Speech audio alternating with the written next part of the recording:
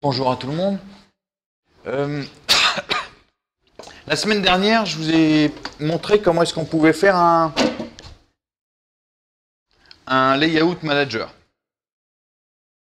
Et donc normalement, ça devrait vous avoir permis de comprendre la mécanique, le protocole qu'il y avait entre les objets, les containers, et puis justement cet objet particulier, ou ces objets particuliers que sont les layouts. Alors il y a aussi quelque chose d'intéressant à faire, une autre expérience à faire que je me propose de faire aujourd'hui. C'est de créer un composant. Alors la tâche n'est pas aussi facile enfin aussi triviale. Je ne sais pas si c'est facile ou difficile, mais c'est pas aussi trivial que vous pourriez le croire de prime abord. Vous allez me dire, si je veux créer un composant, c'est pas très difficile. Je vais prendre une des classes qui m'intéresse, peu importe. Alors, si je veux créer un composant vierge, on l'a déjà fait. Hein. Je prends un JComponent ou un JPanel, et puis je vais redéfinir sa méthode paint component. Et puis je vais mettre tout le dessin qui va bien là-dedans, et puis j'aurai bien mon composant. Il suffit ensuite qu'il réponde à 2-3 méthodes, et puis tout ira bien. Sauf que la réalité ne fonctionne pas tout à fait de cette manière-là, notamment en Swing. C'est bien comme ça qu'on redéfinit des composants en AWT, aucun souci. Vous prenez un composant déjà existant, vous le sous-classez, vous le personnalisez, et tout va bien. Sauf qu'en Swing, il y a une autre fonctionnalité qui est intéressante justement, c'est l'histoire des apparences, donc des algorithmes d'apparence. Donc au même titre que vous avez des algorithmes vous permettant de placer des objets à l'intérieur d'autres objets, de contrôler le placement, l'algorithme de placement, eh bien, vous avez aussi en Swing la possibilité de personnaliser l'apparence des composants. Donc par défaut, quand j'affiche un bouton, il a normalement sur ma machine l'apparence, puisque ma machine est un Mac, il a l'apparence des boutons Mac, et quand vous exécutez ça sur une autre machine, sur un Linux, les boutons auront l'apparence de boutons Linux standard, enfin selon l'interface que vous utilisez. Mais sur une même machine, je peux vouloir changer d'apparence. Je peux décider que l'apparence de mes boutons sur mon Mac aura une apparence de, je ne sais pas quoi, des boutons Linux ou des boutons Windows, éventuellement si la fonctionnalité est disponible, mais disons si entre guillemets, les plugins sont disponibles, ou les apparences justement. Ou alors je peux vouloir créer mes propres apparences. Je peux avoir besoin d'écrire une application. Par exemple, c'est le cas d'une application type Eclipse.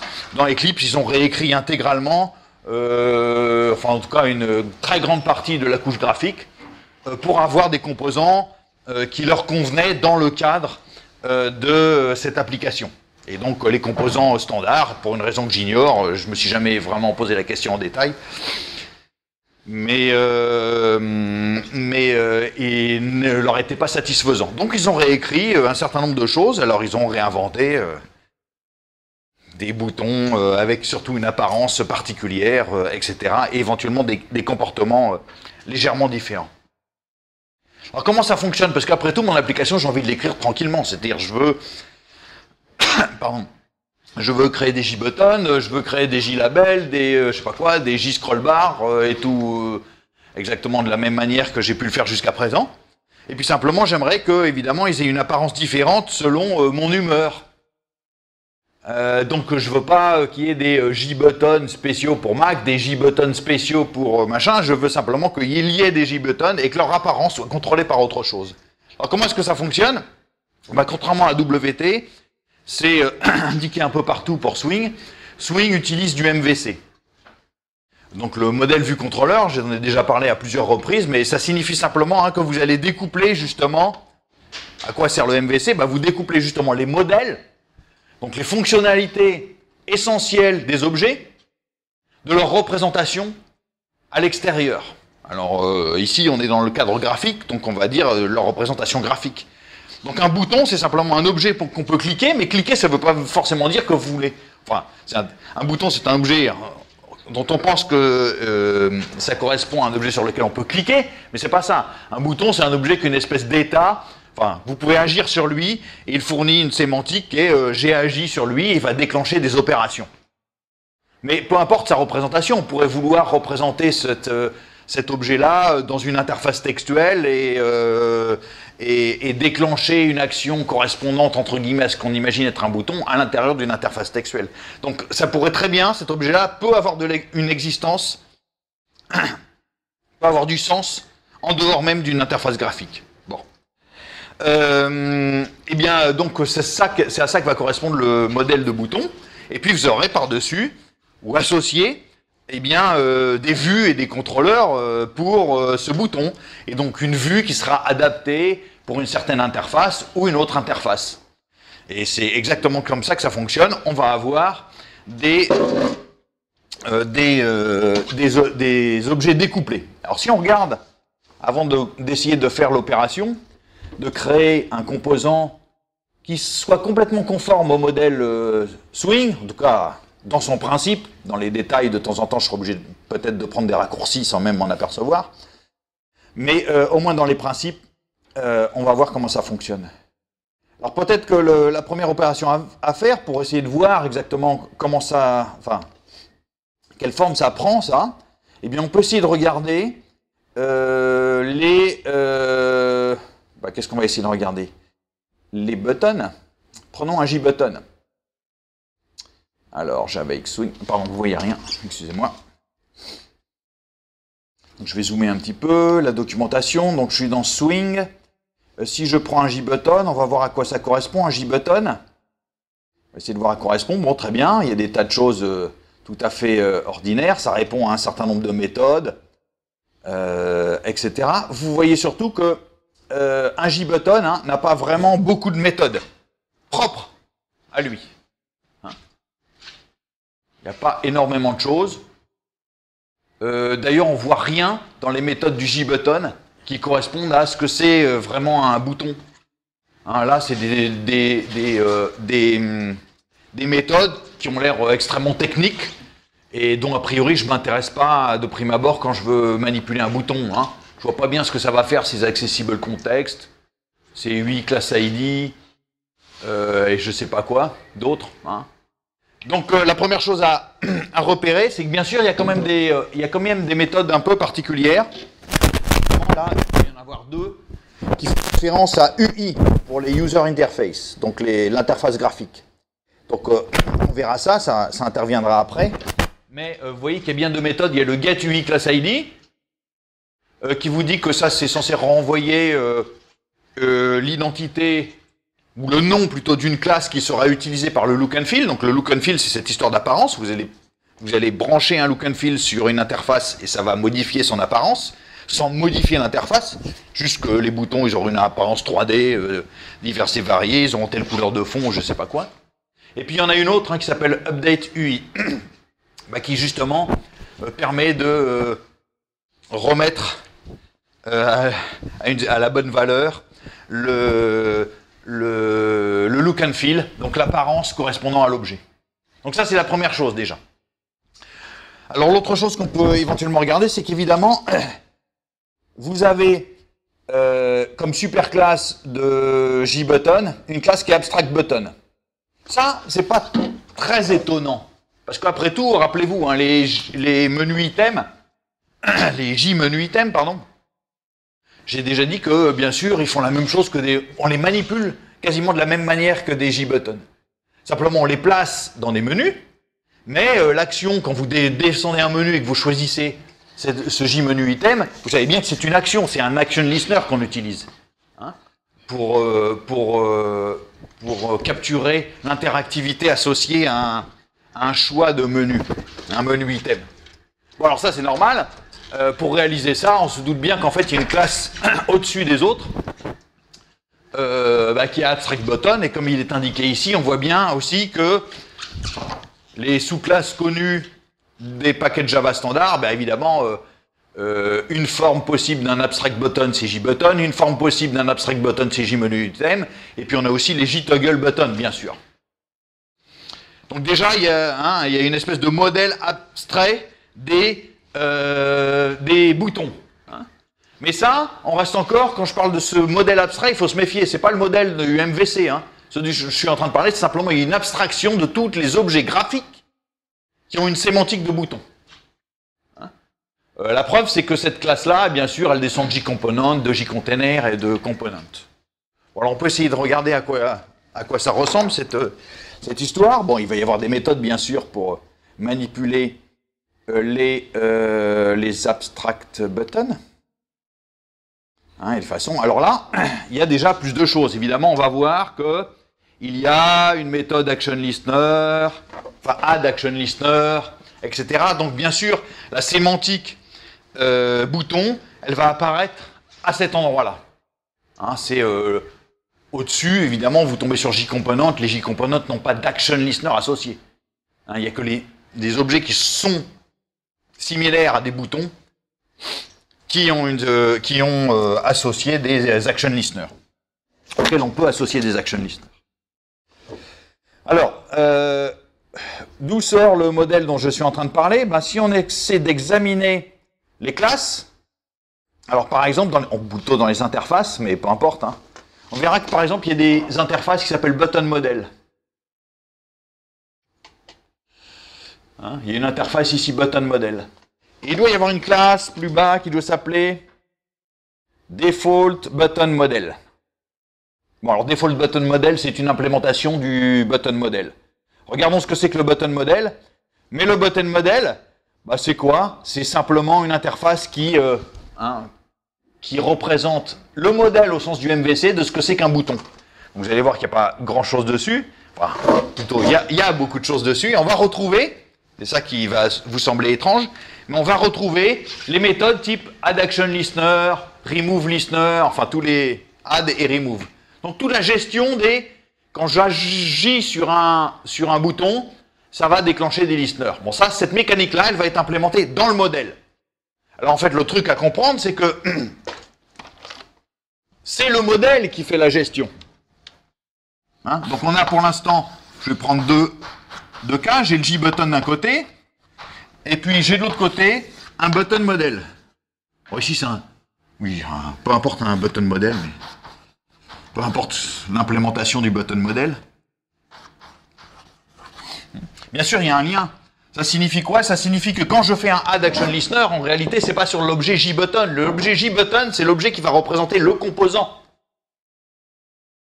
Hein? Et donc, quand je vais faire un add action listener, ça va faire en fait le add action listener sur le modèle de bouton qui est caché derrière.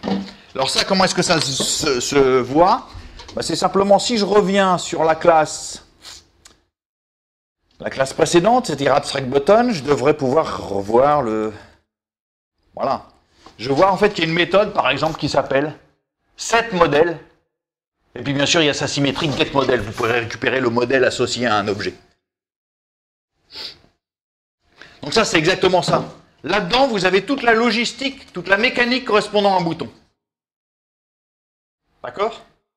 Et on va avoir encore la même chose, c'est-à-dire que pour la vue, on va avoir exactement la même chose. Donc vous dites, oh mais ok, toute la logistique, toute la mécanique interne, non visible, mais fonctionnelle, interactive des boutons, c'est caché là-dedans. Très bien. Donc là-dedans, je me suis débarrassé, c'est simplement une espèce d'objet façade. Quand je fais un add action listener, c'est là-dedans que ça le fait. Quand je fais un remove listener, c'est là-dedans que ça fait. Très bien. La question c'est, oh, ok, bah maintenant, en fait, ce qu'il y a dans JButton, c'est simplement le dessin. Il ne reste plus que le dessin là-dedans. Hein, et donc j'aurais bien découplé mon modèle du dessin. Mais là, c'est pareil. En fait, le dessin, il ne sera pas placé là-dedans. Ce qu'on aura là-dedans, c'est simplement, toujours pareil, une façade qui va faire quoi? Bah, qui va passer, enfin, ou qui va appeler, qui va utiliser quoi? Eh bien, qui va utiliser un objet correspondant à l'interface. Alors, on va les retrouver. Mais, je ne sais pas quel est son nom exact, on va finir par le retrouver. On va avoir un objet du type, c'est pas forcément la classe, le nom super adéquat, mais on va avoir simplement un button UI, c'est-à-dire un objet qui, lui, va réaliser le dessin. C'est ça le truc. Et en fonction de votre look and feel, vous allez chercher une classe qui fera effectivement le dessin. Donc le dessin dans JButton, elle fait rien du tout, simplement ce qu'elle fait, c'est qu'elle appelle cette méthode-là, qui est cachée dans cet objet-là, que vous allez pouvoir changer dynamiquement. D'accord? Et en fonction du look and feel, eh bien c'est ça que vous allez changer dans les différents objets. D'accord? Alors, comment est-ce qu'on repère ça? Alors d'abord, il y a des packages qui sont adaptés à ça.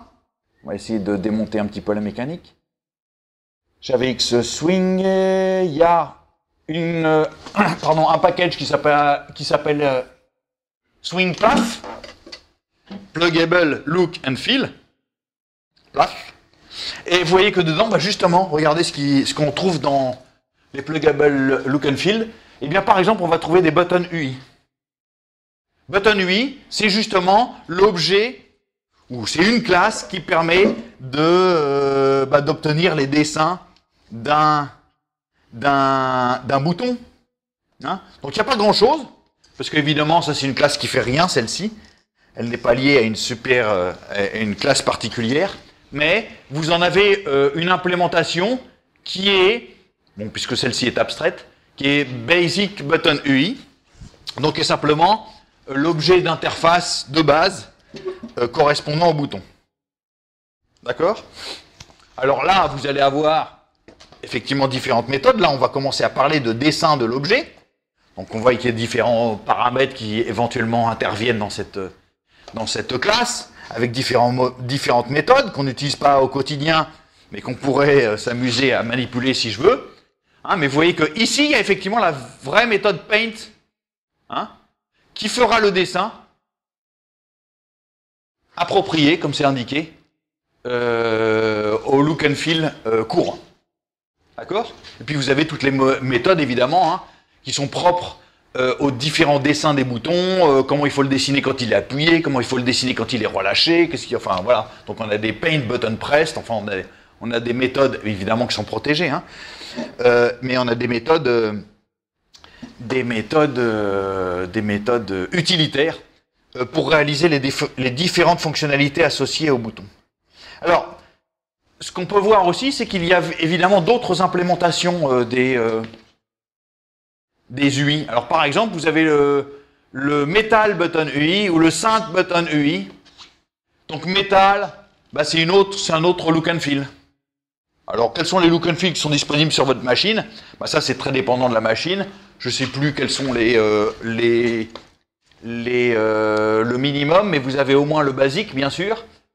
Vous avez le métal qui est fourni, et puis je ne sais pas quel l'autre par défaut. Ensuite, vous avez ceux qui sont propres à votre machine, bien sûr, ceux qui sont propres à votre environnement.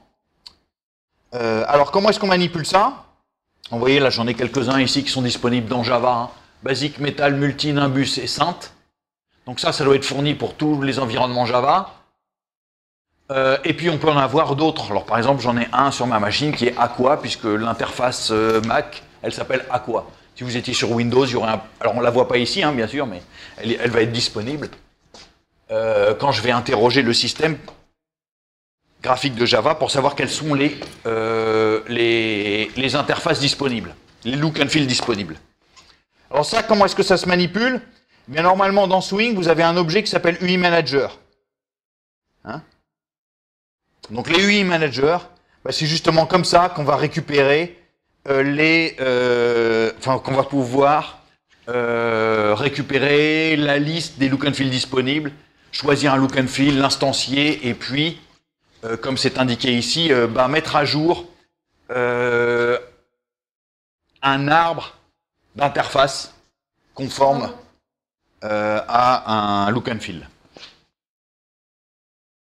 D'accord? Donc, ça se passe en 2 étapes, mais ça, je crois qu'il y avait un TP qui faisait ça. Donc, sans qu'on vous ait vraiment expliqué comment ça marchait, ce qui était caché derrière, on va voir. Mais c'est comme ça qu'on fait. Vous avez simplement, pour modifier le look and feel courant, bien, vous faites un set look and feel, donc avec le nom adéquat, le nom de la classe qui représente le look and feel. Mais ça ne me permet pas, donc ça change le look and feel courant. Mais si vous voulez effectivement que les composants prennent l'apparence du look and feel courant, vous avez une seconde méthode qui est Update Component Tree UI, qui, comme son nom l'indique, permet de mettre à jour toute l'arborescence à partir d'un composant donné. Donc ce composant et ses sous-composants, ça va le mettre à jour en fonction du look and feel que vous avez pu choisir. D'accord? Alors ensuite, vous avez quelques méthodes utilitaires là-dedans, notamment il y a une méthode pour récupérer la liste des look and feel. Je ne l'ai pas ici, mais vous devez avoir get... le get installed look and feel par exemple, hein, qui vous récupère, où est-ce qu'elle est?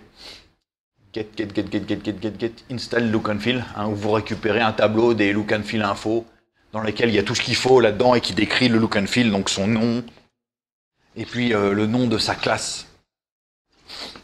Je crois que vous avez manipulé ça normalement dans un DTP. Alors c'est ça qu'il va falloir faire pour créer un objet. Hein, il va falloir créer un modèle, si on veut que ce soit conforme à AWT, un modèle pour qu'il puisse être réutilisé par d'autres éventuellement objets, c'est-à-dire qu'on puisse décliner cette fonctionnalité de base sous différentes formes. Créer un objet façade qui va permettre justement de faire le pont entre le modèle, et puis créer la collection des UI qui vont bien. Et puis la petite mécanique de gestion pour les UI, on va être obligé, puisqu'on n'arrivera pas à l'intégrer complètement proprement, et puis c'est une perte de temps pour l'instant, de l'intégrer proprement ici. Disons plus proprement, enfin je sais pas si on peut parler de... Bon, bref, de l'intégrer de façon plus définitive. Il y a autre chose aussi, bien sûr, c'est que si je veux manipuler ces objets, bien sûr, ils sont interactifs. Donc, s'il ne faut pas oublier, c'est que lié à un JButton, vous avez aussi, rappelez-vous, les action listeners. Donc, il y a aussi tout ça qu'il va falloir créer si je veux créer un objet. Imaginez que les boutons n'existent pas et que je veuille les créer. Il va falloir que j'invente ça. Donc, il y a les action listeners. Et puis, il va y avoir aussi, associé aux action listeners, les action events. Hein, puisque... Dans un action listener, vous avez une méthode qui est déclenchée et il y a un événement qui correspond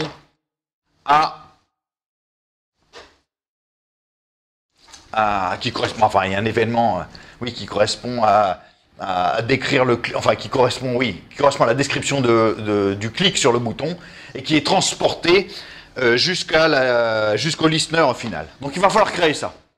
Alors, si je veux créer quelque chose, je peux créer ce que je veux, hein, peu importe. On va essayer d'inventer un objet, pardon, pas un bouton, un objet. Alors, je vous propose d'essayer ça, pourquoi pas. Je vais créer un petit objet qui sera une espèce d'objet graphique. Donc, bien sûr, je veux qu'il ait une représentation graphique, donc je vais créer un objet graphique. C'est une trivialité. Qui a une fonctionnalité, alors, qu'est-ce que je veux? Une espèce d'horloge, mais très simple, hein. Très simplifié, avec une aiguille qui tourne, qui bat les secondes. D'accord? Les secondes courantes. Et puis je vais associer à cet objet le fait qu'on va pouvoir, à intervalles réguliers, déclencher une méthode. Donc je ne sais plus, quelqu'un m'avait fait cette proposition-là en amphi, un des premiers cours. Est-ce que j'ai des objets pour faire ce genre de choses? Bon, je propose d'en créer un avec une vision graphique. Ça existe si on ne voulait pas le faire dans le graphique. Il y a les timers et les timer tasks, mais peu importe. Je vais recommencer ça. Ça me permettra d'illustrer différents mécanismes. Donc vous voyez, j'aurai cet objet qui va simplement dessiner les secondes, très bien. Je me fiche d'avoir les minutes et les heures. Après, vous aurez à décorer vous-même tout ça, si ça vous intéresse. Et puis, simplement, comment est-ce que je vais agir sur ce bouton? Justement, je veux pouvoir écrire du code. Je vais peut-être commencer par écrire le code qui m'intéresse, en fait. Hein? Alors comment est-ce que je vais l'appeler cet objet? Je vais dire qu'il va générer des tics d'horloge, alors je vais dire que c'est un ticker. Ouais. Pourquoi pas? Ou si vous voulez qu'on l'appelle horloge, ou je sais pas quoi, ou chronomètre, très bien. Tout ça signifie la même chose pour moi. Alors, je vais me placer peut-être dans un répertoire pour être tranquille. Alors qu'est-ce que je veux? D'abord je vais, ça c'est toujours une bonne chose, puisque je veux que ce soit conforme à swing, je veux pouvoir le manipuler comme un objet swing. Donc je vais essayer d'écrire un petit bout de code qui me permet d'imaginer comment ça va fonctionner.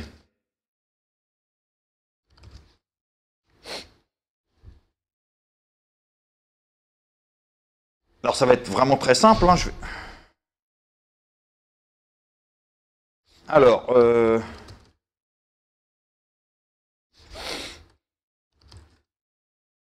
donc là, ça va être la classe main qui va simplement implémenter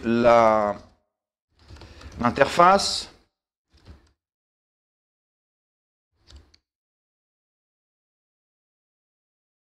Donc là, rien de bien mystérieux. Il va falloir que simplement j'appelle le swing utilities. Le invoke later. Rappelez-vous, si je veux être conforme, donc je vais faire quoi? Un new thread qui va manger ça. Qui va manger main. Oh, je vais faire un extend threads, on sera tranquille.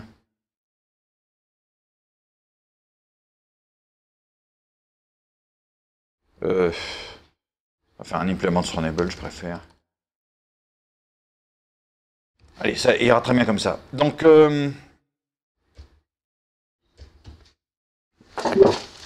très bien. Alors maintenant, dans le run, je vais juste simplement créer mon interface. Donc, je vais créer effectivement un JFrame.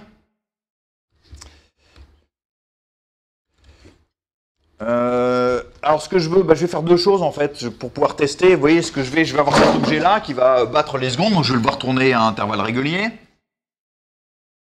Et puis, je vais dire par exemple que je veux le paramétrer pour dire je veux que toutes les 5 secondes, tu m'appelles une méthode. Puis, toutes les 5 secondes, ça appellera une méthode. Et qu'est-ce que ça va faire toutes les 5 secondes? Ça va modifier un JLabel qui traîne quelque part. Donc je vais avoir mon ticker qui est là. Je vais avoir un JLabel. Puis bien sûr, je vais avoir un listener sur ces machins-là. Donc je vais créer un ticker listener. Je vais créer des ticker events. Je vais créer un ticker modèle.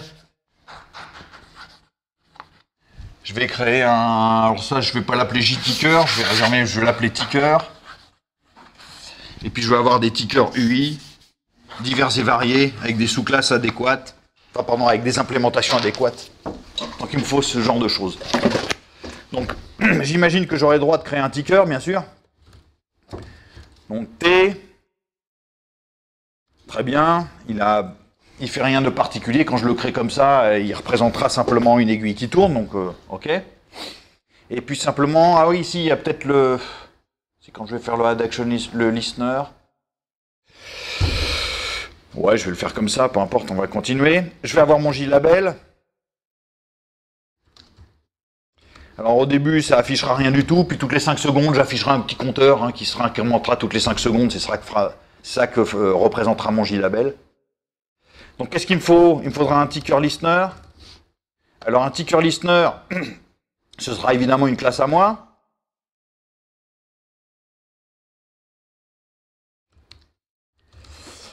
Donc là, enfin, ce sera une interface, pardon.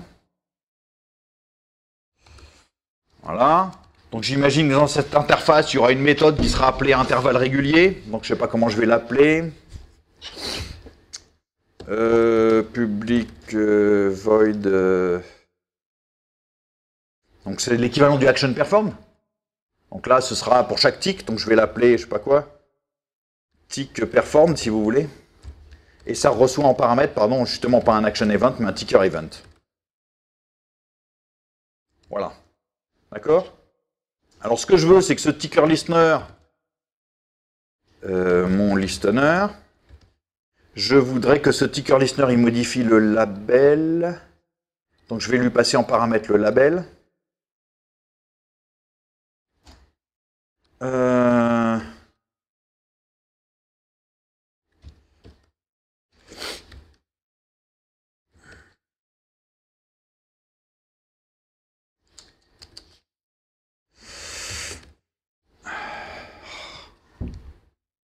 Alors, je vais y arriver. Ça, c'est le label qui sera utilisé par le ticker listener. C'est exactement comme si sur un bouton, je voulais que quand je clique sur le bouton, ça modifie un label, mais il me faut un listener, et ce listener, il va modifier le label. Donc pour le modifier, il faut bien sûr qu'il connaisse le label. Donc je vais faire ça. Donc ça y est, c'est bon. À la construction du listener, j'associe au listener le label qui va modifier.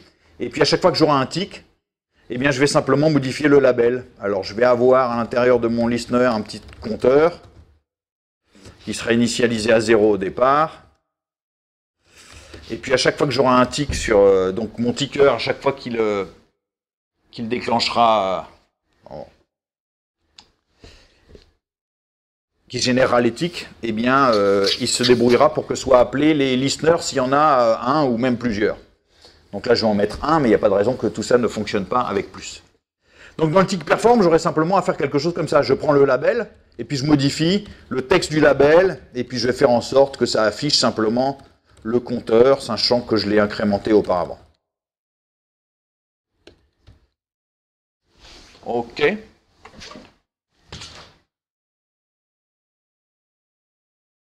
Si je remplace mon ticker par autre chose, hein, simplement, si je mets un JButton et un action listener, etc., ça va marcher, il n'y a aucun souci.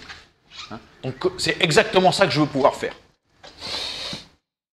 Bien sûr, ça ne va pas compiler puisque j'ai toujours pas ma classe ticker. Donc il va falloir créer la classe ticker, la classe ticker listener, ticker event et autres joyeusetés. Simplement, il faut que je les crée de façon à ce que tout ça soit bien conforme au reste.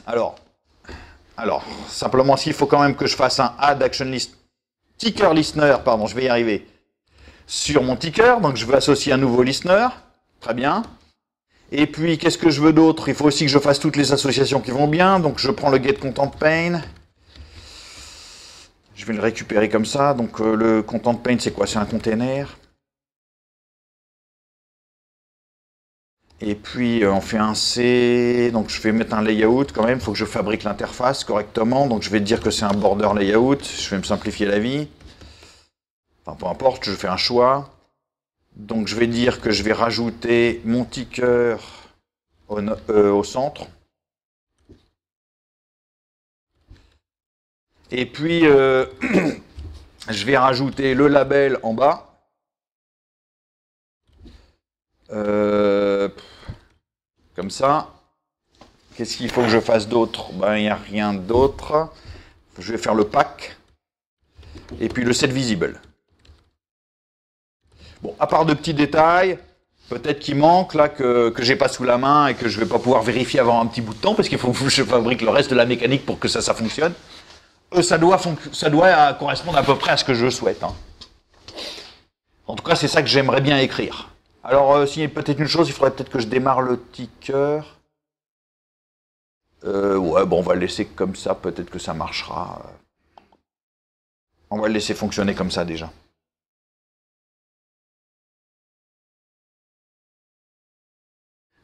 Ticker listener, ça c'est bon. Ouais, on va peut-être le démarrer aussi. Allez, on va dire qu'il y a une méthode pour le démarrer, le ticker. Ok. Bon, on verra si j'en ai besoin, je sais pas. Laissons-le. Alors maintenant, il faut que je crée ces différentes choses. Alors, il y a évidemment des choses extrêmement simples à créer pour l'instant. C'est le ticker listener, ça c'est facile à faire. C'est une interface. J'ai rien de bien mystérieux à écrire là-dedans.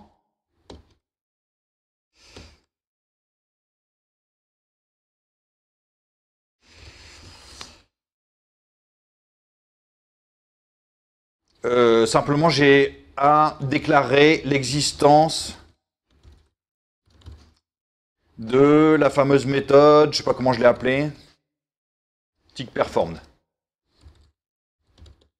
qui prend en paramètre un ticker event.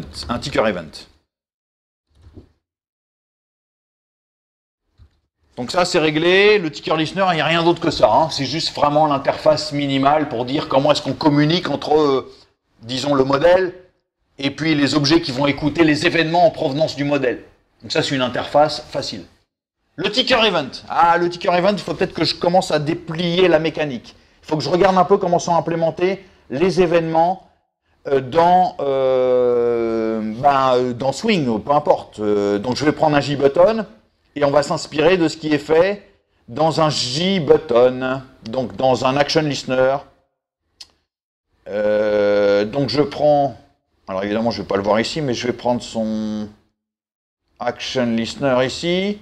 Voilà, je récupère son action listener. Dans le action listener, je vais tomber sur l'action perform. Je vais regarder ce que c'est qu'un action event. Ah, un action event. Bon, c'est un machin comme ça. Peu importe, je sais que ça va porter des informations relatives à l'événement. Mais moi, je n'ai pas besoin de beaucoup d'informations. Enfin, ici, je ne vais rien transporter, mais on pourrait très bien imaginer que dans le ticker event, il y a des informations sur à quelle heure l'événement a été déclenché, par exemple. Hein, vous dites, ah, j'aimerais bien, toutes les 5 secondes, récupérer, être prévenu. Hein, toutes les 5 secondes, vous voulez que le listener il reçoive quelque chose. Donc, on appelle sa méthode tick perform. Bon, et donc vous aimeriez bien pouvoir à ce moment-là aussi transmettre des informations sur l'événement lui-même. Pourquoi pas l'heure courante ou je sais pas quoi. Donc c'est à ça que sert le ticker event. Je vais simplement le créer juste pour... mais il ne portera quasiment aucune information. À part, peut-être, il faut regarder un peu ce qu'il y a dedans. Donc est-ce qu'il faut que je descende à WT event ou est-ce que event object me suffit? Bon, a priori, le event object devrait suffire. Eh oui, il devrait suffire parce que dans l'event object, j'ai la gestion. Alors que je regarde, elle est quoi? Elle est tac tac tac, donc tout va bien. Dans l'object, hein, rappelez-vous, il y a quand même quelque chose de toujours très utile dans les événements transportés par l'interface. C'est le fait qu'on peut toujours récupérer la source qui a généré l'événement.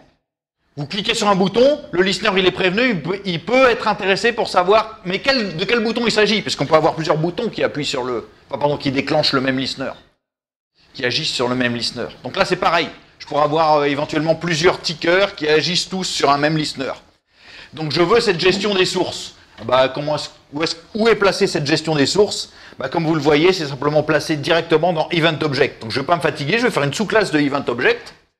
Et puis je bénéficierai de tout ce qui va bien, puisque Event Object, il y a un constructeur qui me permet de le construire avec un objet source. Et puis il y a les méthodes getSource que tout le monde pourra employer. Le toString, je m'en fiche, ça n'a aucune importance. Mais c'est surtout ça. Donc le minimum que je vais mettre dedans, c'est ça. Donc je vais créer mon ticker event. Donc il va être une classe ticker event. Je vais la faire descendre de, j'ai dit, event object. Alors j'ai simplement à créer un constructeur pour cette classe qui transporte la source. Donc je vais créer un constructeur qui prend paramètre à une source et puis qui fait simplement appel au constructeur de la superclasse, c'est-à-dire au constructeur event object. Au constructeur de event object, et donc celui qui récupère la source. Donc quand je vais créer un ticker event, donc quand cet objet-là, il va générer des ticks, à chaque fois il va créer un ticker event, et il va le distribuer au ticker listener. Chacun en fera ce qu'il veut. Et donc ce ticker event, il dira, bah, voilà l'objet qui est la source de cet événement. Et donc cette gestion-là, je la reprends dans Event Object. Alors revenons sur main, parce que ça c'est une mécanique qui était à peu près facile à faire. Qu'est-ce qui me manque maintenant? Ah, il me manque toute cette partie-là, hein. Il me manque les tickers, le ticker modèle, le ticker UI. Alors première chose, peut-être le ticker modèle. Là, il va falloir réfléchir à comment fonctionne ce ticker modèle. Alors, normalement, pour bien faire, bien sûr, ce que je devrais avoir dans ticker modèle, c'est comme dans button modèle, ça devrait être une interface qui peut être implémentée par plusieurs trucs, de diverses manières. Parce que ça dépend du type de bouton que vous avez. Bien sûr, il y a des mécaniques qui peuvent être différentes. Même si la mécanique générale est la même, dans ces détails, la mécanique peut être différente. Alors, je vais simplement me créer une classe ticker modèle. Mais ça devrait être une interface, bien sûr. Je pourrais de toute façon la transformer si ça m'amuse plus tard. Donc qu'est-ce que je vais créer? Public class ticker modèle. Et puis là, il faut que je réfléchisse. Il faut que je réfléchisse à ce que c'est qu'un ticker modèle. Donc il faut que je m'inspire peut-être. Je vais aller regarder, re-regarder de près ce qu'on va trouver dans un button modèle. D'accord? Alors dans un button modèle, bien sûr, on va trouver des tas de méthodes qui vont bien, hein, comme les add action listener, les machins, les trucs comme ça. Alors bien sûr, je vais avoir ça, c'est-à-dire dans un ticker modèle, puisque c'est lui qui sera vraiment, c'est lui qui va porter toute la mécanique des distributions d'événements. Donc il va bien falloir, c'est lui qu'il ait une gestion de justement quels sont les listeners qui écoutent, etc. Donc on va regarder comment est-ce que ça fonctionne. Donc l'interface button model, vous voyez ce qu'elle contient. Des méthodes pour la gestion de la logistique, très bien, et puis éventuellement des choses sur à quoi ressemble l'objet, est-ce qu'il est appuyé ou pas, si c'est un bouton, mais moi j'ai pas ce souci-là.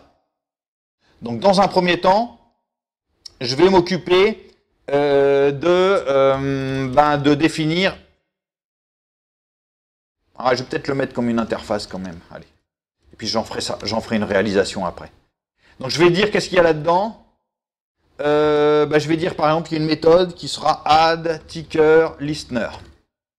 C'est-à-dire dans un ticker modèle, je pourrais rajouter des listeners à volonté. Très bien, bien sûr, j'aurai la fonction symétrique. Les remove ticker listener. Pour les enlever si j'ai besoin. Voilà. J'ai déjà besoin de ça. Est-ce que j'ai besoin d'autre chose? Non. A priori, ça devrait suffire. Alors maintenant, regardons l'implémentation default button model. C'est là qu'on va avoir des choses un petit peu particulières. Ok, j'ai fait mon ticker modèle. Donc je veux créer cette fois maintenant. Pardon. Oui, je l'ai créé comme... oui, bah très bien.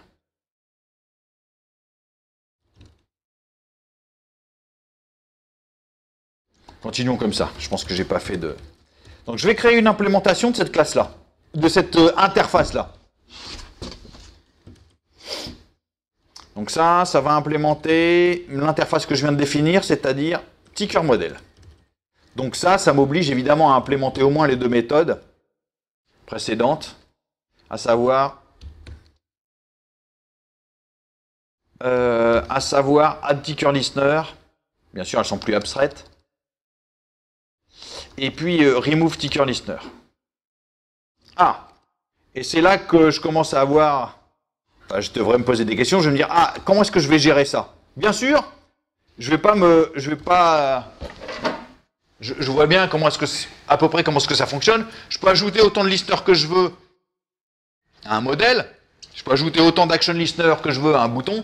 Donc c'est que simplement caché derrière le bouton ou dans le modèle, peu importe, c'est pareil. C'est que de ce côté-là, en tout cas, il y a une liste de listeners. Et puis add et remove, ça fait juste qu'enlever les listeners là-dedans. Donc très bien. Il faut que je gère une liste. Ah bah je peux me créer un vecteur de ticker listener, les rajouter dedans, faire ce qui va bien pour que ça marche. Bon alors simplement, je vais regarder de près ce qui se passe pour le button model et je vais m'apercevoir qu'en fait il y a déjà des choses qui fonctionnent. Bien sûr cette mécanique-là, je ne vais pas me fatiguer. Elle existe, elle est déjà implémentée par plein de trucs. Dans les boutons, vous avez une liste de action listener qui traîne. Dans je sais pas quoi, dans les barres de défilement, là où vous avez dans les sliders, vous avez des change listeners.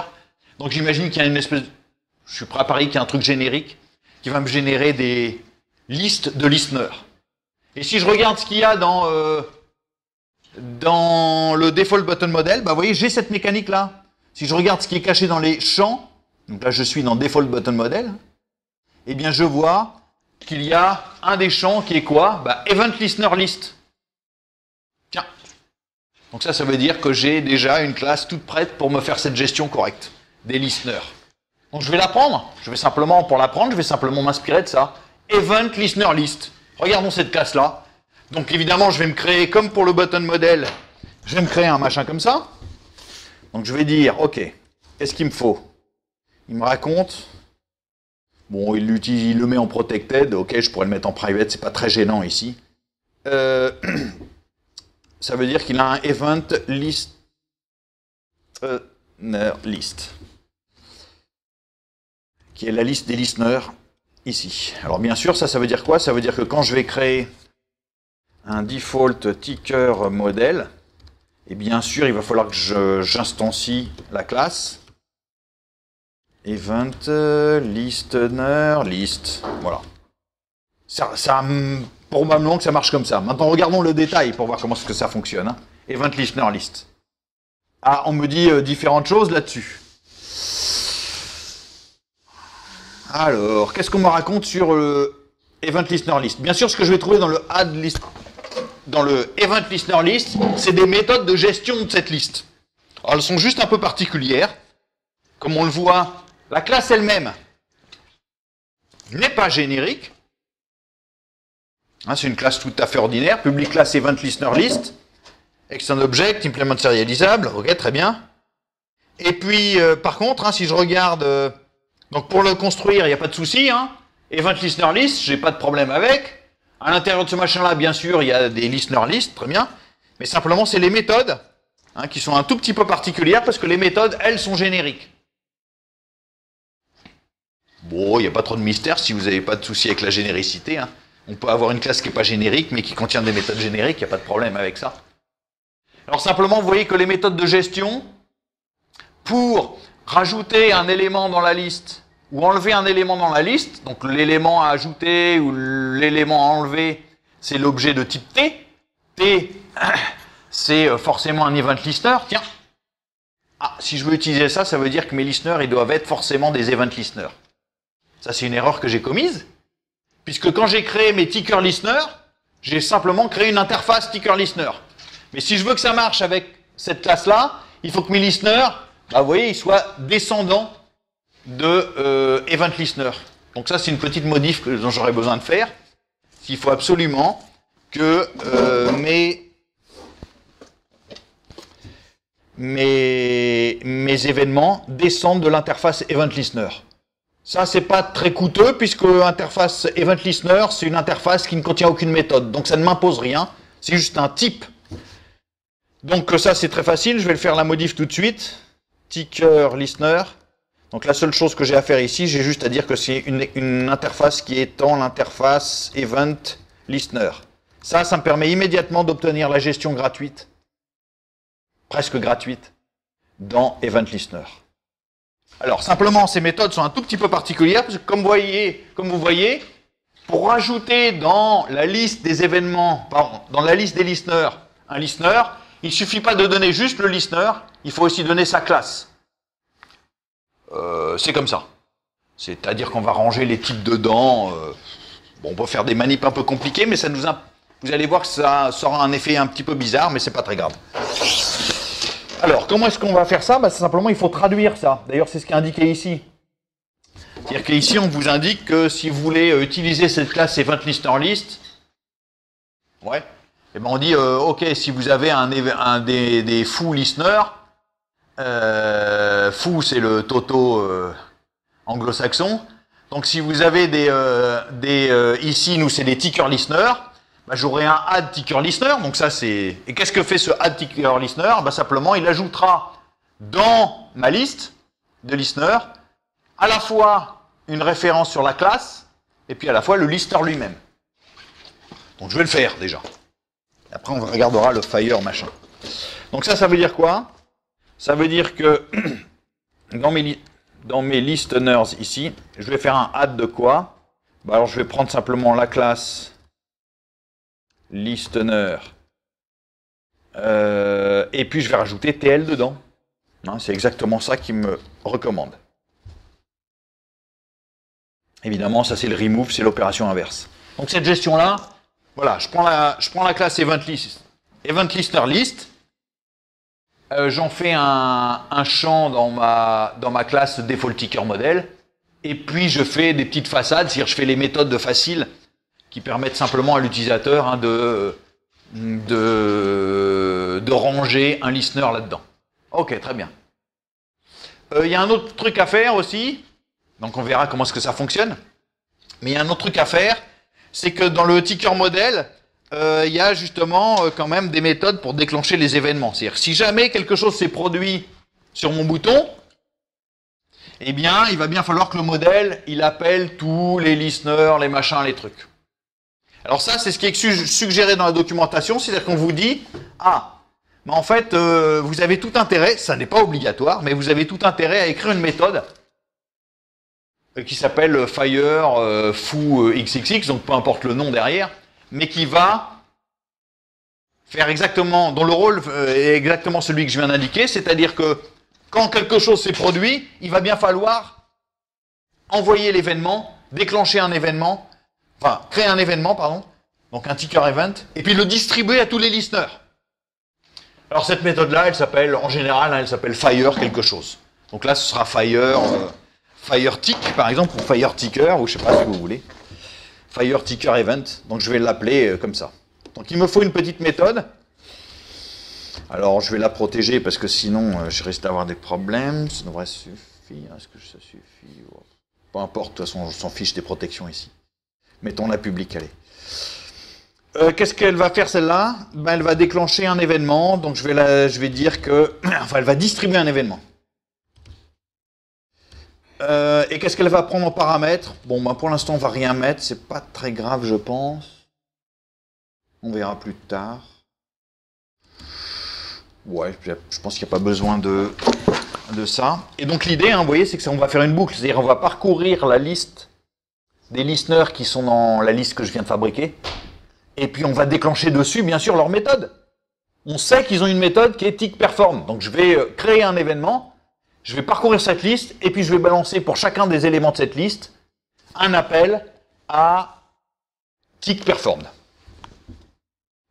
Alors, comment est-ce qu'on utilise cette liste? Alors d'abord, il y a une petite recommandation, il faut faire un peu attention. Donc c'est pour ça qu'on vous donne cet exemple.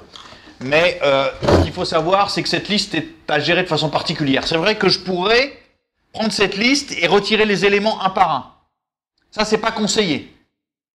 Pourquoi? Parce que là, on est toujours le même problème, on est dans un cadre de multithreading. Donc pendant que vous êtes en train de distribuer les événements, rien ne vous dit qu'il n'y a pas quelque part un autre bout de l'application qui est en train de rajouter ou d'enlever des listeners. Comment on gère ce truc? Alors comment on gère ce truc? Eh bien c'est ce qui est suggéré ici, c'est que la première opération à faire, c'est de ne pas manipuler la liste elle-même, mais de demander de retirer une copie de la liste. Hein? Donc on va retirer de cette liste une copie de la liste. Donc ça c'est l'objet de l'appel à la méthode getListenerList. Je récupère une copie de la liste. Et cette copie-là, elle va me refléter la liste à un certain moment, peu importe, mais je serai tranquille, je vais pouvoir appeler ces méthodes-là. Pendant ce temps-là, la liste elle-même pourrait être modifiée, mais c'est pas grave, j'en ai une copie à un instant T qui est encore raisonnable. Donc je vais faire exactement la même chose. Donc vous avez vu que c'était des objects, donc je récupère des objects. Donc c'est un tableau d'objects, ça sera effectivement les listeners. Et comment je les récupère? J'appelle listeners.get listenerList. Voilà. Donc je récupère une copie de la liste. Et puis maintenant je vais pouvoir travailler sur cette liste-là. Donc de base, je vais faire quelque chose comme ça. Alors, on pourrait tenter de faire for i égale 0 et inférieur à la longueur de la liste, et puis prendre tous les éléments, et puis appeler la méthode tickPerform dessus. Sauf que il faut être conforme au modèle et savoir exactement comment les événements sont distribués. Ce qui est important de savoir, c'est que les événements sont distribués. Dans quel ordre les événements sont distribués?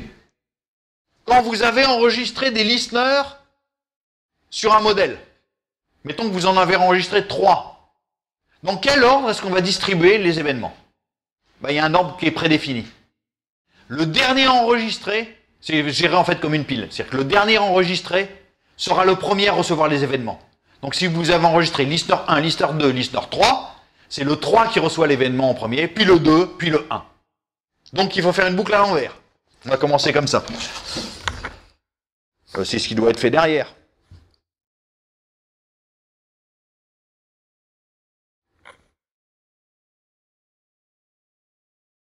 L.length. Voilà. On va jusqu'en bas. Et puis, il y a une autre opération bizarre qui est faite. Tiens, on va laisser ça comme ça. On va continuer naïvement, c'est pas grave.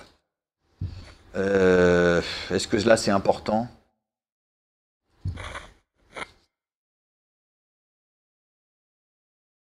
On va le laisser comme ça, et puis on verra bien. Alors, qu'est-ce que j'ai à faire ici? J'ai simplement à récupérer le IM élément de la liste. Je vais le caster en quoi? Je sais que j'ai rangé là-dedans des ticker listener. Listener. Donc, je vais faire un petit cast. Et puis, qu'est-ce que j'ai à faire dessus? Je vais simplement faire un tickPerformed. Ah, et puis je dois passer un événement. Alors, bien sûr, ça veut dire ici que je vais créer un événement.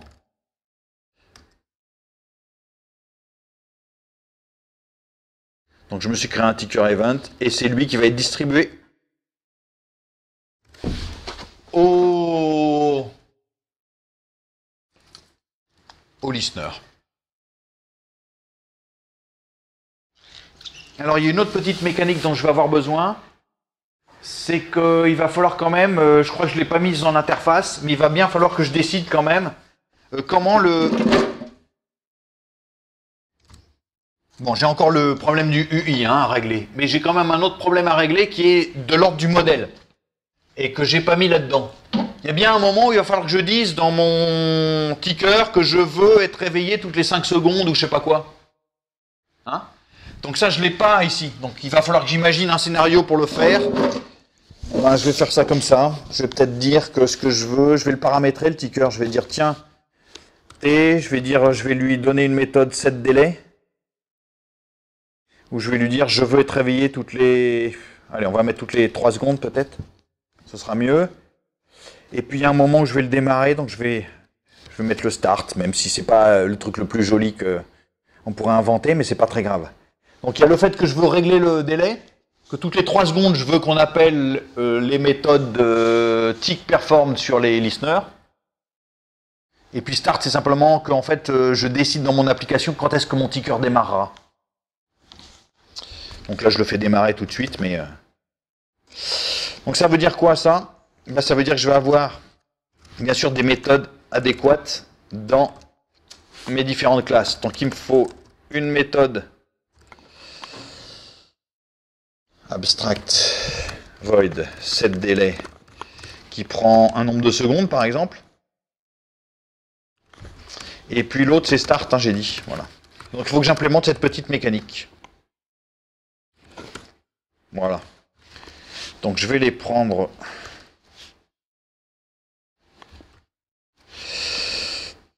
Il faut que j'implémente ces deux méthodes là-dedans. Donc une implémentation par défaut. Donc le délai, simplement je vais l'enregistrer quelque part. Ce sera le nombre de secondes. On va y arriver. Voilà. Et puis pour start, bien sûr, il va falloir que j'implémente quelque chose.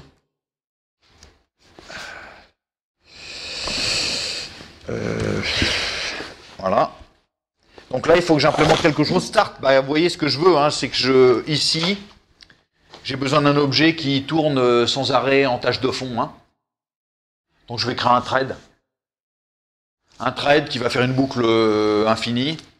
Et puis qui implémentera la bonne mécanique. Donc peut-être que ce que je vais faire, on se préoccupera du dessin après. On verra que j'aurai un petit problème pour le dessin, mais c'est pas grave. Eh bien, j'ai une boucle infinie. Alors, d'abord, pardon, il faut que je crée un thread, donc je vais créer un thread.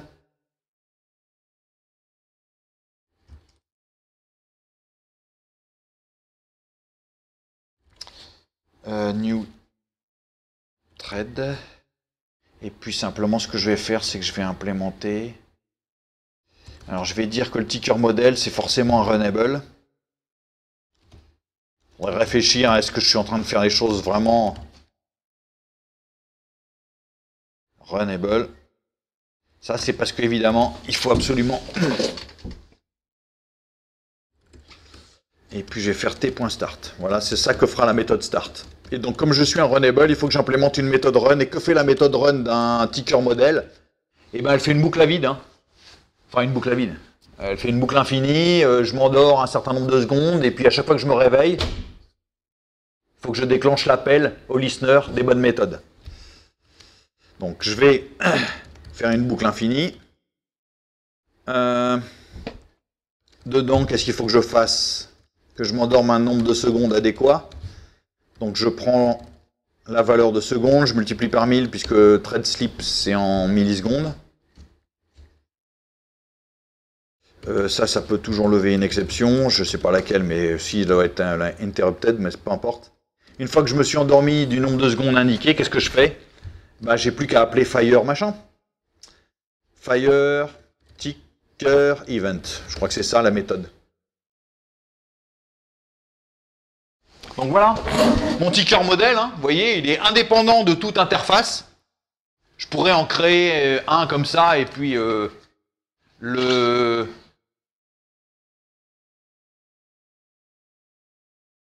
Ah, c'est une expérience que je peux tenter, tiens. J'ai pas encore l'objet d'interface, donc je vais simplement pas l'intégrer à l'interface, mais ça m'empêche pas d'utiliser un ticker. J'ai simplement un ticker modèle. Donc je vais modifier mon main, vous allez voir, de façon minimale, juste pour voir si ça marche. Alors, je vais prendre le main et je vais le modifier. Simplement, j'ai pas le droit encore au ticker. Bon, très bien. Mais simplement, j'ai le droit au default ticker model. Alors, je vais en prendre un. Ticker model, new default ticker model. Voilà, j'en crée un. Et puis simplement, le listener, il est attaché, pardon, non pas à T, mais à TM. Et c'est TM à qui on va sélectionner le délai et qu'on va faire démarrer.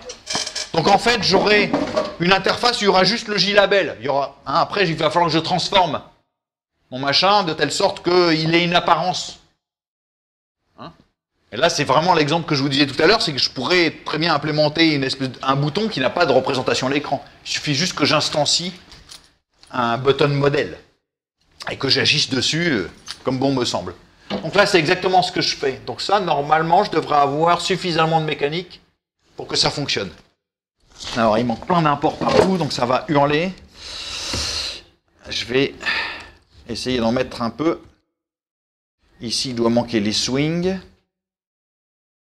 Ici, il doit manquer quoi? On va voir ce que ça donne. Java main.java. Voyons voir où on en est.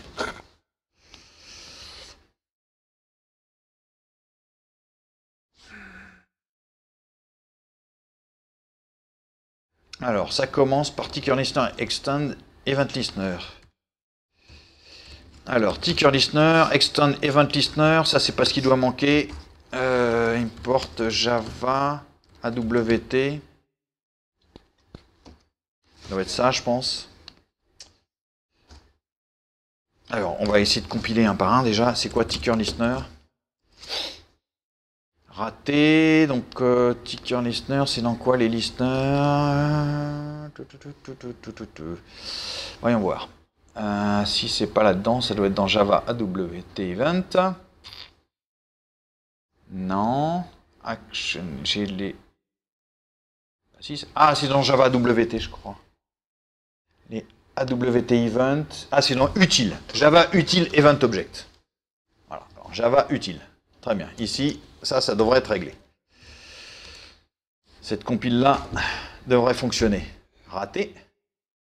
Pourquoi est-ce qu'il n'est pas content? Qu'est-ce que j'ai fait? Ah oui, c'est une interface. Mais alors? Public class, je suis dans quoi? Ah, je suis dans... Pardon, je suis dans le mauvais truc. Je devrais être dans ticker event. Donc c'est là qu'il y a... Excusez-moi.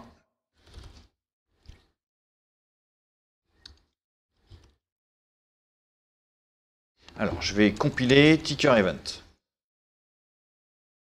Ça, c'est bon. Donc j'étais dans ticker listener, on va voir ce que ça donne. Ça, c'est bon. Retentons un coup sur le main. Mais il doit en manquer. Où est-ce que j'en suis? Ticker listener, c'est fait. Ticker event, c'est fait. Le ticker model, on va essayer. Ça ne devrait pas poser trop de problèmes. Public interface ticker model, qu'est-ce qu'il n'aime pas? Ah oui, c'est pas implement, c'est extends.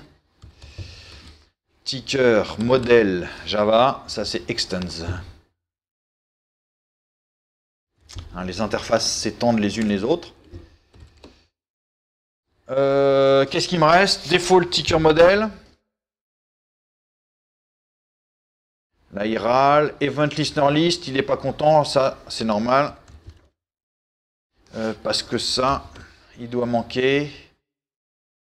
Donc le event listener list, il faut que je retrouve où est-ce qu'il était. C'est dans JavaX Swing Event. Donc, je vais faire un petit import de JavaX Swing Event.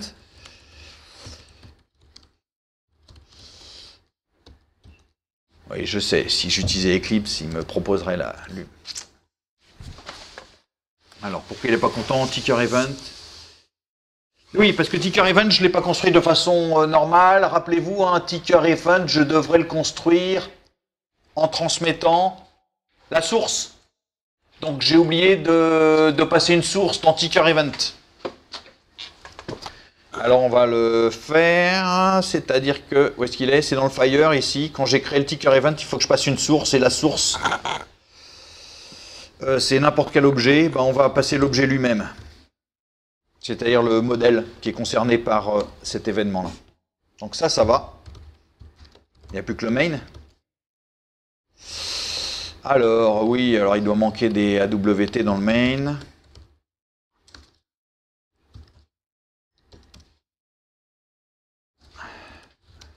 Puisque j'utilise Border Layout, donc il me faut AWT, ça c'est le minimum.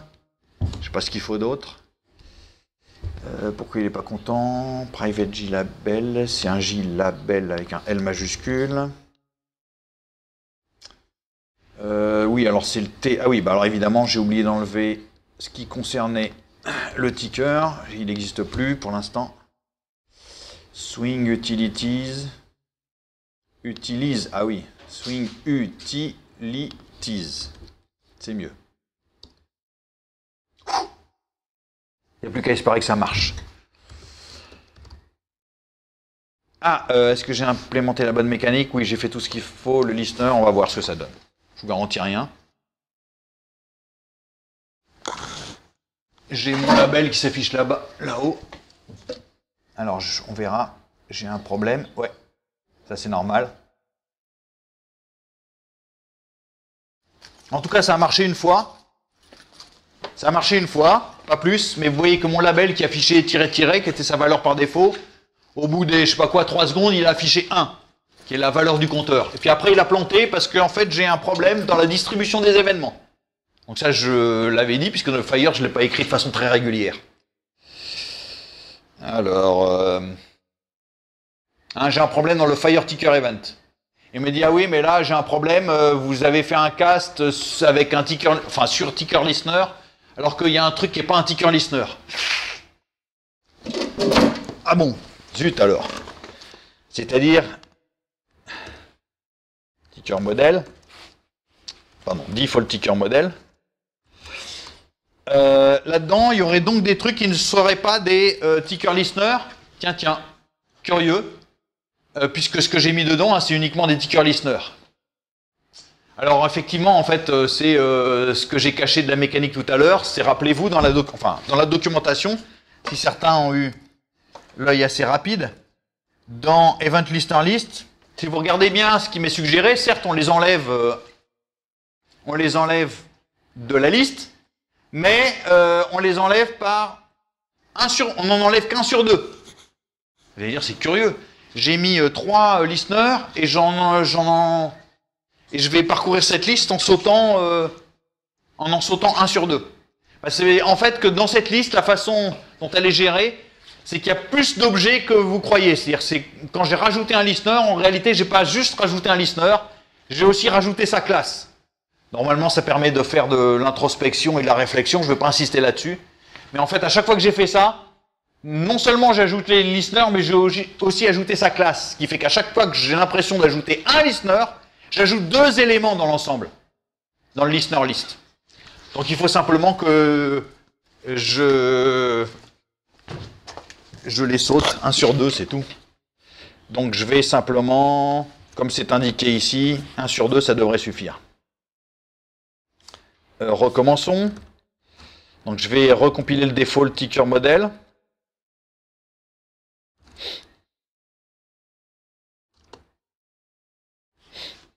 Ça devrait. Donc là j'ai le petit truc qui traîne là. Là j'ai plus l'exception. Et vous voyez qu'à intervalles réguliers, il va bien s'incrémenter le truc. Donc en tout cas ma mécanique fonctionne. Bien sûr, il n'y a pas de représentation à l'écran de mon ticker pour l'instant. Mais ça marche. Donc là, j'ai une bonne mécanique. J'ai plus besoin de rien faire là-dessus, a priori.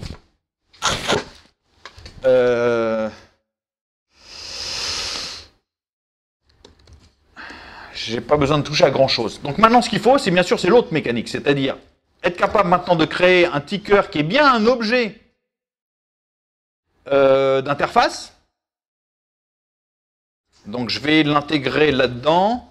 Et puis ce sera bien sûr sur le ticker lui-même que je vais jouer et non pas sur le default ticker model. Alors bien sûr, il me faut un objet ticker. Donc il me faut, au même titre qu'il y a un objet JButton, eh bien il va falloir que je crée un objet ticker. Alors je vais créer un objet ticker. Qu'est-ce que j'ai fait? Oui, c'est bon. Alors, qu'est-ce qu'il faut Alors, bien sûr, ça doit être un JComponent.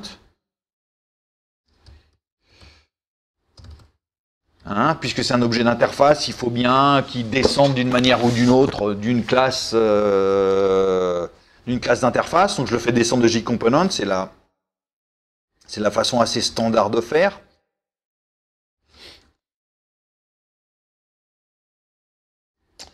Et puis maintenant, qu'est-ce que je vais mettre là-dedans? Alors la première chose, c'est qu'évidemment, j'ai le problème du modèle. Il va bien falloir que mon ticker soit associé à un ticker modèle. Ça, c'est la première chose. Si je veux que ça marche, il va bien entendu falloir que... Donc si je veux que cet objet-là, il se comporte de cette manière-là, il va bien falloir que je lui associe ce comportement-là. Le comportement défini par le modèle. Donc il faut que j'instancie ce modèle-là et que je l'associe au ticker qui est ici. Donc ça, je vais le faire, par exemple, dans son constructeur. Je vais créer un constructeur pour ticker qui va faire quoi? Qui va instancier le modèle.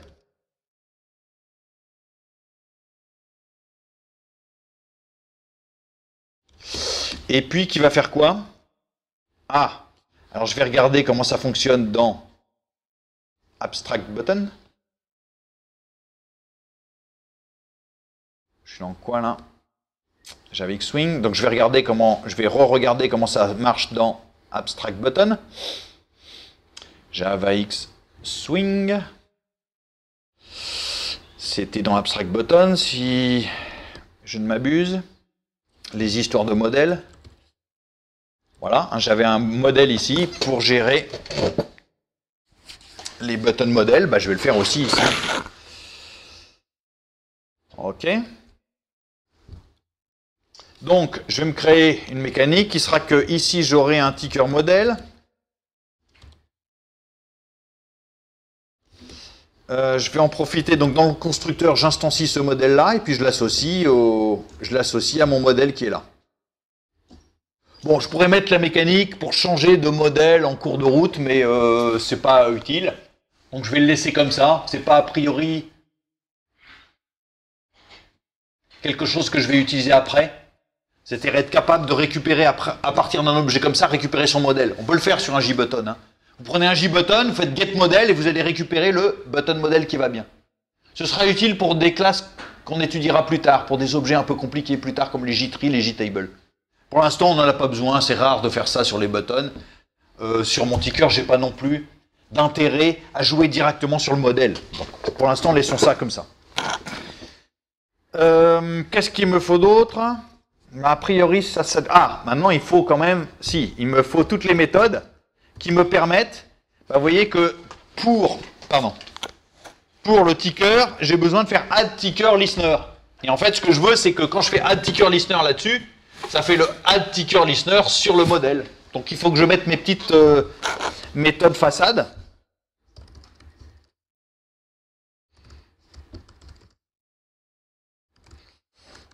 Listener TL. Et ça fait quoi? C'est simplement, vous envoyez ça directement sur le modèle.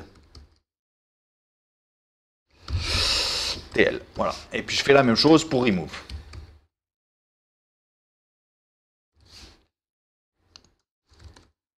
J'ai ça. J'ai la même chose pour le délai.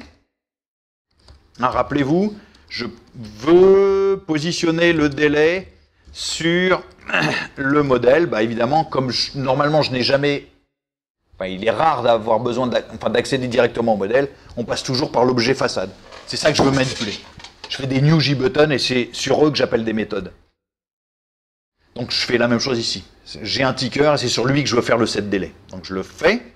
Et ça fait simplement que faire le set délai sur le modèle. Et puis j'ai la même chose pour le start.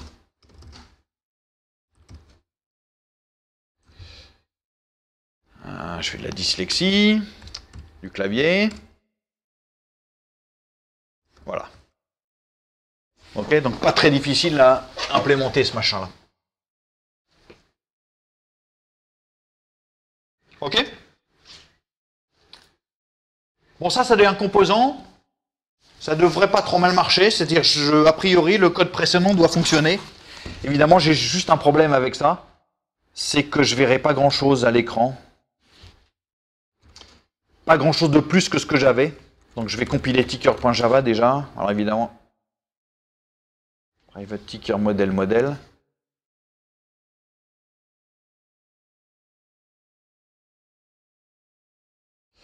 Pourquoi? Parce qu'évidemment, ici, je n'ai redéfini aucune méthode de paint machin pour le composant, mais normalement, ça devrait continuer à marcher. Hein. J'ai bien, pardon, vous ne le voyez pas, mais j'ai bien mon JLabel qui continue à s'incrémenter toutes les, je sais pas quoi, 3 secondes ou 5 secondes, j'en sais trop rien. Ça fonctionne bien. Évidemment, mon problème, c'est qu'il y a bien un JComponent, mais comme je ne l'ai pas paramétré, à chaque fois qu'on lui demande sa taille, comme j'ai rien dit, il va répondre 0, et donc évidemment, on voit rien du tout ici. Alors c'est là que va intervenir le truc. Je me dis, bah ok, j'ai qu'à surcharger la méthode paint. Bien sûr, je peux recharger la méthode paint. Mais si je surcharge la méthode paint, je vais avoir un JComponent qui n'a qu'une seule apparence.